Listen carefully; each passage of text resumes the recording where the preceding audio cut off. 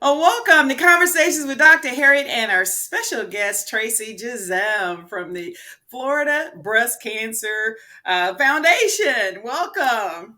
Well, thank you, Dr. Harriet. It's a pleasure to be here again this year. I loved doing this last year, and actually, I have received quite a good amount of feedback. So you have a good audience, and Oh, you have thank people you. watching. So I'm excited to be back. Thank you for having me. Yes, and thank you for taking time out of your busy schedule. I know October is Breast Cancer Awareness Month, and you have something going on every day, all day. Yes, So, actually, again, thank you so much. a day, Harriet, about 3 things a day. Yeah. So, for those few people who may not know you, can you tell us a little bit about yourself? Yeah, so Tracy Jacim, President and CEO of the Florida Breast Cancer Foundation. I joined the organization almost 4 years ago now as the director in Central Florida. And then about a year or so in, the board came to me and said, "We think you should be our CEO." And they were doing a nationwide search for almost a year. And I wasn't certain about that. I have a little girl, and I wasn't sure, and they kept coming to me. And the longer I was with the organization, the more I realized really it's more than a job. It was a calling of sorts, and I was very flattered. So I ended up going into the final round of interviews, and here I am for the last 3 years. And the best thing I ever did. The organization is growing. We are thriving thanks to folks like you. It's interesting, Harriet. Prior to this position, I was actually in television news for almost 20 years. Wow. And people say, "What? Television news? President and CEO, how does that work?" Well, in my television profession, I was doing so much advocacy, especially in the health realm, for folks who had diseases, who couldn't get the help they needed, who didn't know where to go, little kids, grown women, grown men who couldn't navigate the insurance industry, all of that. So, really, this was the perfect transition. And during that time, breast cancer was invading my own family. Breast cancer, every single woman in my family, except for myself and except for my mom, and of course, my little girl. Every other woman in my family has had breast cancer, all survivors except Wow. for one. Wow. But clearly, I'm in high risk. And so, this is a cause near and dear to my heart. And so, here we are. And like I said, Florida Breast Cancer Foundation just growing. And we could talk a little more. I know you're going to ask me some questions about how people can get involved. And there's just so much more opportunity and so much more need. We need all the help we can get because we're doing so much. Well, let's talk about that really quick before we even go on. How can people get involved?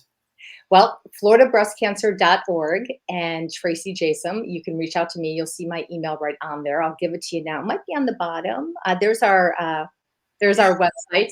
your website. Email, yeah, is Tracy at floridabreastcancer.org. Or if you go to our website, you'll see all of our staff, and you can reach out to our development folks and they will set you up. We have a brick and mortar office in Central Florida at the Oviedo Mall. Doors are always open 9 to 5. So please stop by anytime. We have a brick and mortar office in Miami. It is not a public space, but again, feel free to look up that address and give a call and go on in and meet the staff there. And then if you're anywhere else in the state, we have volunteers throughout the state and board members and partners. So anywhere you are, there are things that we can have you do and that we really need you to do. Just this past weekend, we had our annual Race to Cure, the Florida Breast Cancer Foundation Race to Cure. Because of COVID, it's now in person and it's also hybrid. So, what does that mean? It means teams from all around the state can run virtually, even if you don't drive on down. So, we have need throughout the state. So, just reach out and we will find you something. We have grants, we do advocacy, we do events, we have to maintain the offices, we do volunteer development, we do education. We have a mass program that focuses on education for the underserved. I'm listing all of these to let you know that there's something for everyone. If you want to give back, we can definitely find your sweet spot, what you're best at, and we will key you in. Oh, that is so awesome. And I hear a lot of people say they want to get involved, but just don't know how and don't Correct. know the resources that are available for them. So I love that. So, encouraging everyone to go to the website and to get involved. Because I know someone has been affected. Pretty much every household has been affected in some way by breast cancer, whether it's a grandmother or a mother or aunt, even uncle, because men get breast cancer too. So a lot of people have been impacted, most homes. So asking everyone to get involved. So, Tracy, can you give us some stats on breast cancer? Yes, I can. So I love that you brought up the men, Dr. Harriet. So 1 in 8 women will be diagnosed with breast cancer in her lifetime. 1 in 833 men will too. Now, when you hear that number, you think, oh my gosh, well, that's not that many. But consider this, just a few years ago, it was 1 in 1,000. So those numbers are going up. Out of that 1 in 833, 500 men will die. I mentioned the race a few moments ago. We actually, for the first time at the race, we always do the kickoff and we do a presentation and we have a survivor speak. And this year we had a male survivor speak. It was amazing and powerful, right? Because I think people just don't consider that. And in his case, for example, his wife was just kind of caressing him and felt a little bump. And he felt it. And he said it felt like a very hard, dry pee. Had no idea what it was. Something Went so to the cool. doctor. Yeah. And in a million years, he never would have thought breast cancer. No breast cancer in his family. And it was breast cancer. He's a 9-year survivor now, but he has made it his mission to let other people know it's not just women, it's men too. And I will say too, even at the race, I was talking about this because my daughter, she's been coming to volunteer ever since she was 4. And she takes it very seriously. This year she's 8 and she brought her friends along. And we have some other volunteers who brought their grandchildren, one little boy. And, it's really wonderful to see that because so much of what we're doing now is we're trying to educate not just adults, not just colleges, but even high schools and younger. Because here's an interesting statistic. Ready? Well, let me ask you this. Do you know? I don't know if I said this last year, so you might have a leg up. But Okay. so think about this. What percent of breast cancer cases are hereditary, Dr. Harriet? Do you have any idea? I don't. Okay. Only 10%. Wow. Only 10% are right. People are always shocked by this. So in my case, for instance, it's in my family. Cannot ignore that. That makes me very high risk. I have to be cognizant and act proactively. But my situation is only, 10% of the cases are hereditary. 90% are environmental. What is environmental? Well, Mm, if we knew all of that, right, we could stop it. But we know some of it. And we know some of it is lifestyle choices, things you can do to help reduce your risk potentially. If you breastfeed, that could potentially reduce your risk. If you eat healthy, low fats, that could potentially reduce your risk. If you exercise, don't drink a lot, keep that stress level down. All of those things could potentially reduce your risk for breast cancer and all cancers. I keep repeating the potentially only because I always say this when I'm speaking. And this afternoon, I'm going to go speak to a group of college students. And without fail, somebody raises their hand. And it just happened to me last week. And someone says, well, my daughter breastfed 5 kids and she got breast cancer. Again, these are things that you can do to potentially reduce your risk based on right. scientific research. But remember, I said we know that lifestyle choices is a piece of that environmental. We don't know all of the environmental. And one day, perhaps we will. And that's why it's so important that we fund research, which we do as well. Right. So we know that getting an annual mammogram, and that is one way we can detect, and also doing personal exams on a monthly basis as well. So talk Yeah. about that for a second. Sure. So once you hit the age of 40, you should go get a yearly mammogram. I will say over the past few years, that recommendation has been lengthened to once every 2 years. I personally am still a fan of once a year. Of course, you have to check with your insurance. If you are at high risk, you should demand once a year, and usually they will cover it once a year. Your doctor will just have to take you through certain steps in order to get that coverage. What was the other piece of that question, Dr. Harriet? And we talked about monthly self exams. Oh my gosh, of course. So that's really interesting because the key about the monthly self exams is that you do them in conjunction with screening. You screen in conjunction with monthly breast self exams. You don't do one without the other. So Right. the monthly exams are very important because sometimes you can detect something that is not seen on a mammogram. I have a good friend, she has small breasts, and just about 8 months ago, that's exactly what happened. Nothing was picked up on her mammogram, but she was doing a monthly check, and guess what? She felt a bump and it was breast cancer. She's fine, by the way. I'm happy to tell you. She's already gone through treatment and she's doing well. At the same time, I was just speaking to a retirement community and somebody said to me, I don't get mammograms. I just do the monthly self checks. Well, that's Yeah. not quite right either, because the monthly self checks could help you detect something that's not found on a mammogram, but you may miss something. Sometimes there isn't a lump at all. And so that's why you need the screening. So both Mhm. very important in conjunction with one another, and in conjunction with one another, very effective. Okay. And you know what? And this hearing you say that, that's an elderly person who was talking, and just the education is just not there. I just talked to Right. someone about a month ago, and she's in her 50s, and she just found out that she was supposed to get a breast cancer exam and get her mammogram. She didn't know.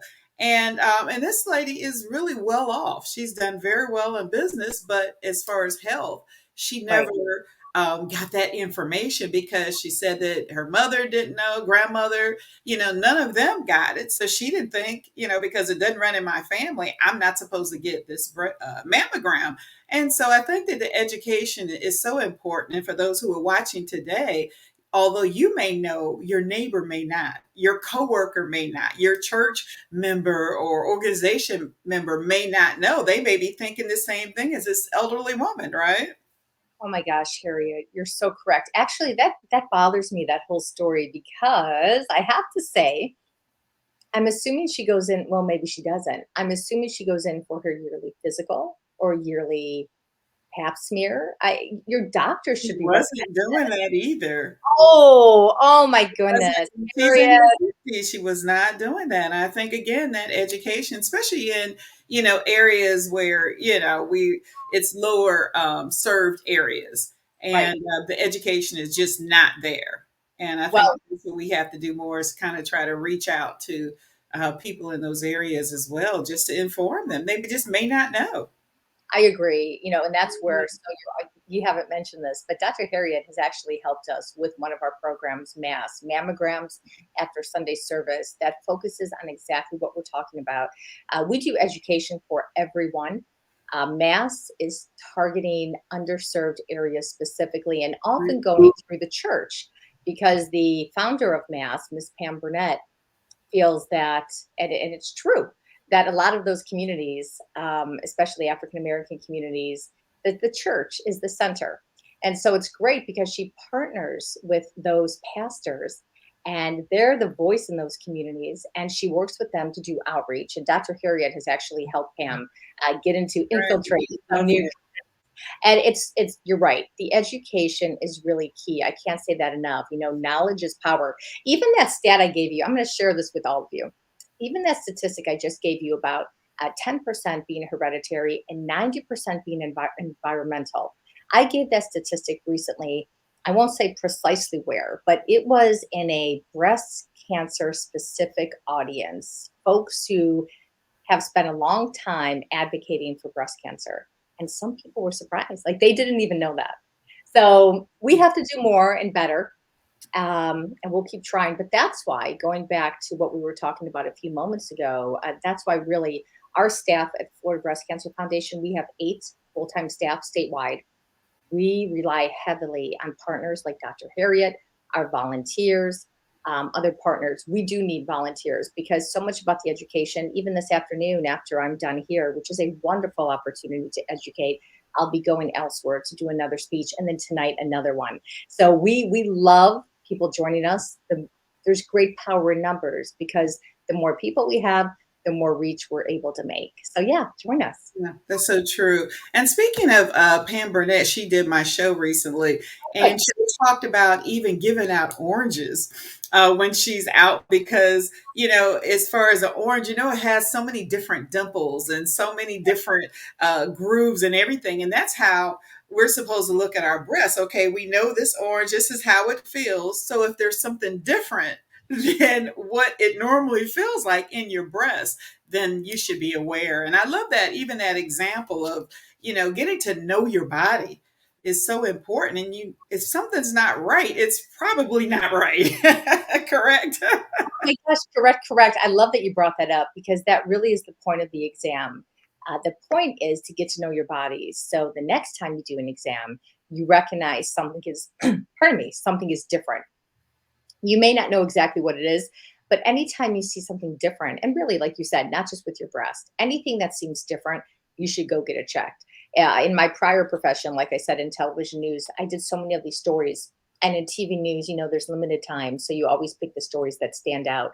And I'm kind of sad to say this. It wasn't hard to find those stories that were the outliers. There's a lot of outlying cases, and every case that turned out good was the person who got ahead of the game. They noticed something different. They immediately went to their doctor. Their doctor tried to shove it off, perhaps. They advocated for themselves. They insisted. One mom, I always remember this one mom, and it wasn't breast cancer, but it was her little boy. And one day, she was at the sink washing dishes, and the little boy came and pulled on her shirt and said, "Mommy, I don't feel well." And his mom said, "Oh my gosh, let me see." And then he vomited. And so she set up an appointment for the next day. And when she went in, she said something just isn't right. The little boy was 10. And the doctor said, "Well, the flu's going around and he has a headache because he's dehydrated." And she said, "No, I just have a feeling I would like an MRI." And the doctor said, "No, no, no, you're worrying over nothing. The headache's from dehydration. I'm not doing an MRI." She insisted, and guess what they found? Pretty good sized tumor in his brain. Wow. So, yeah, I We always should remember that. advocate for ourselves. Exactly. If you know something's not right, then don't leave. Yeah, that, Not leave that doctor's. And if you do, find someone else because exactly. you know about yourself and you know your body. And if something's not right, you don't feel right. We have to check it out. One thing that we talked about this last year, and I just wanted to briefly mention this again, that Caucasian women get breast cancer, diagnosed with breast cancer more often, but Right. African American and Hispanic women die more of it. And why is that? Late stage diagnosis. Mm, So it comes down to the education, the understanding that proactive healthcare is really what's most successful, not reactive. So back to this conversation, do your yearly screenings, do your monthly breast self exams, do your annual physicals, not just for your breasts. Take care of your body. And what they find the difference between African American and Hispanic women versus Caucasian women is exactly that. Usually, in Caucasian women, it's an early diagnosis. Nowadays, if you're diagnosed early with breast cancer because of the great progress that's been made, your chances are very, very, very good. I mean, so good. I can't even tell you. But if you get a late stage, a stage 3 or a stage 4, that changes the entire game and the entire landscape. The other thing is we notice in some cultures, we talk about breast self exams. Some cultures, they don't feel comfortable touching their breasts. That's kind of a taboo. right, right. When it comes to your health, there are no taboos. The other thing is too, I've heard some people say in general, mammograms, they're uncomfortable. Every time I give a speech, I don't like getting them. They kind of hurt. Let me tell you something. They hurt a lot less than treatment for breast cancer or treatment for any other That's disease. good. That's good. Yeah. Wow, that is so true. I mean, you're only Really. a few seconds of being uncomfortable. It's not that long. And No, even, I always make sure when I get my annual that I always post something about it that basically I'm in and out in a half hour. exactly. When you set up your appointment through an imaging center, they're on the ball. You get in, you get right back out, and they'll let you know. They'll send you a letter, or you can log on and get your results. But it's so simple, and we have to just So keep simple. encouraging people to do that. Now, let me ask you a question. What Yeah, is the difference? I've been hearing a lot about the 3D mammogram. I know you have the standard mammogram. Tell us the difference between those two. I will, but I do want to backtrack just one little moment, even though you Okay. covered it for me. I just wanted to come for me as well. When I said it hurts a lot less to get a mammogram than it does to get treatment, I said that because some people say it hurts. But let me just go back over that. It doesn't really Okay. hurt. It's just uncomfortable. Wouldn't you agree, Dr. Harriet? I wouldn't say it Right. hurts. Just a little, that's what I said, just a little bit of just a teeny pour. You could do this for 5 minutes. You could do this. Yes, you It can. saves your life. And the reason I just backtracked is I don't want to be hanging up this call and then someone says, "Well, that woman from Florida Breast Cancer Foundation says it hurts." Discomfort It is very doesn't hurt. Just well. uncomfortable for a There's couple of no. minutes. It's just a little. Well, I'm sure most of you know. There's a little pressure, and that's it, and it's over. But again, what would happen if you got breast cancer? Trust me. I mean, this is an easier A route to lot go. Be worse. proactive. Yes. So the difference between 2D and 3D, 2D is the standard, and they use X-ray technology to essentially take a picture of the front of your breast and the side of your breast. It's good. The results are good. Detection is good. But think about it, front and side. So it's possible that something is missed elsewhere. The 3D also uses X-ray technology, but instead it takes pictures, a bunch of different angular segments of your breast, kind of slices into with the X-ray. So the images you get are kind of sliced in. So it's not just the front and the side. You can get inside. So if you have dense breast tissue, for example, you will have a better chance, perhaps, with the 3D. Now it is interesting. I tend to like the idea of the 3D, but recommendations are pretty much, 2D is still the standard, although 3D is slowly becoming more the standard. Not all insurance covers the 3D, also called TOMO, um, but all insurance under the Affordable Care Act does cover the 2D. That said, most insurance companies at this point, because they're becoming so common, and I think they will eventually become the standard, just so you know. I think we're in the midst of them becoming the standard because I bet most of you, if you went to your doctor, the 3D would be available. And some insurance companies are covering, and those that don't are now covering some, and there's a surcharge. And even Medicare began to cover them a few years ago. Some people say, well, I don't like the 3D because the exposure to radiation is more. The 3D mammogram takes literally a few seconds longer just because they're getting a few more images. So they've actually created something called a low dose 3D, which is equitable to the same radiation exposure as the 2D with equitable results. Okay. So that's just another example, though, Harriet. I mean, the way that things are evolving so quickly, it's just phenomenal. Wow. Okay. Yeah. And then, I've noticed, well, not noticed, this has happened in the last couple of years. I've seen so many younger women Yeah. be diagnosed with breast cancer. And a lot of times it's been late stage by the time they realize what's going on because they're young and they're not thinking, oh, I need to get a mammogram. What would you say to that? Because some people have it in their family and then some don't. What would you say to the younger women? Well, I do. We talked, like I said, this afternoon, I'll be talking to college students. And what I will tell them is, first of all, if you have breast cancer in your family, go advocate for yourself with your doctor. The reason they normally don't do mammograms under 40 is because some people have dense breast tissue all along. I do. But in general, when you look at the numbers, women under 40 have dense breast tissue. That's why that's why the breast might be a little more perkier.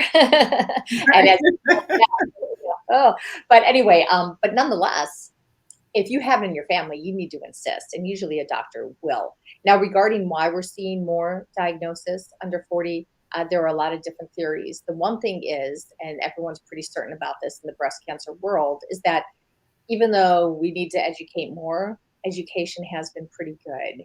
Everyone knows now October is National Breast Cancer Awareness Month. When you rewind maybe 10, 12 years, it was very different.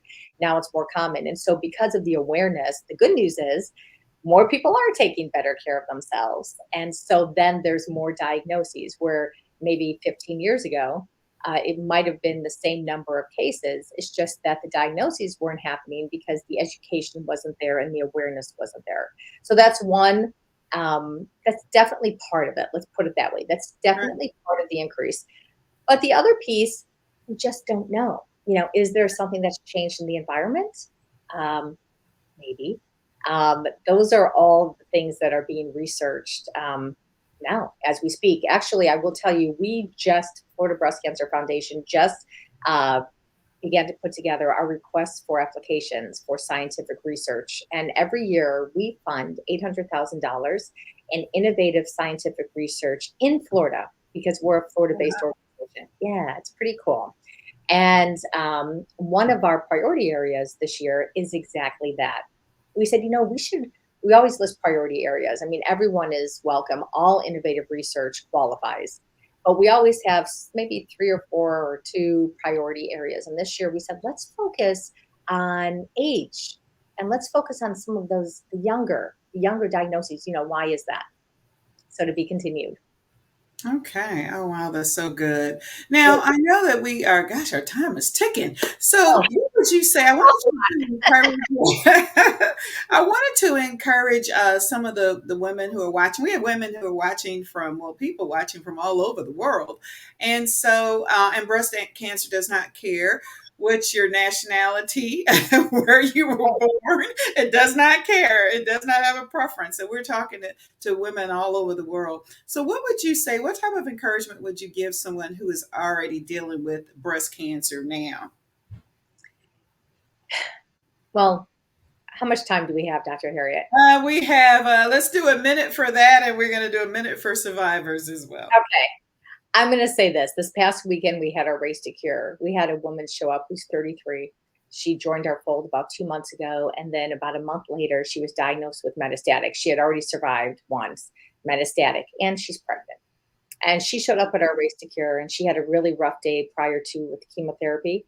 But she still did the 5Ks in a wheelchair. Her husband pushed her around. And when I went over to her, pushed her around in the wheelchair, and when I went over to her, what she said to me was, because she couldn't talk. She had a really, her lung has collapsed. I said, "You're sorry. You're sorry for what?" Big smile. And she mouthed, "Because I can't do the interview." And why do I share this? I would say to you, like I said to her, this woman is a rock star, and she's inspiring, and she's going to make it out the other end. And I've actually introduced her to someone within our fold who went through something very similar 24 years ago and was told she had 1 year with her little babies. And guess what? 24 years later, here she is. And those are cases of metastatic. And sometimes they're not even metastatic, they're one, and then you're done. So I would say I tell those stories because I feel like the story speaks better than even me. The hope is big. And that case I just told you about was 24 years ago. The technology has evolved exponentially, and your chances are so good now. But you have to be proactive. You have to advocate for yourself, and you need to get the support that you need. You do not have to go it alone.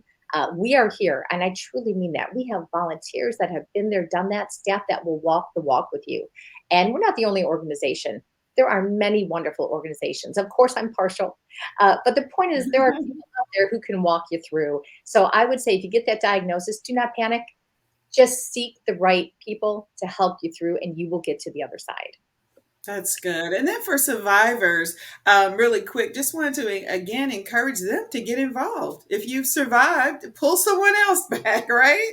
Yes, Harriet, I love that you keep saying that. Thank you for doing that. It's really key. We find that a lot of folks who, or like, I'll take myself, for example. I'm so passionate about it because I've been in the position of having to help people in my family. So I know, and I feel like I have a vested interest, not only myself, high risk. I look at my daughter, and she's 8, but she'll get older. And I find people who have gone through this are survivors. It's cathartic for them to give back and to volunteer and to share their experience with someone else. There's nothing better than having made it to the other side in a situation and then being able to lift someone else up.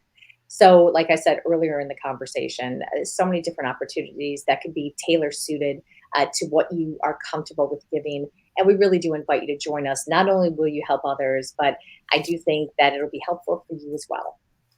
That is so good. Tracy Jacim.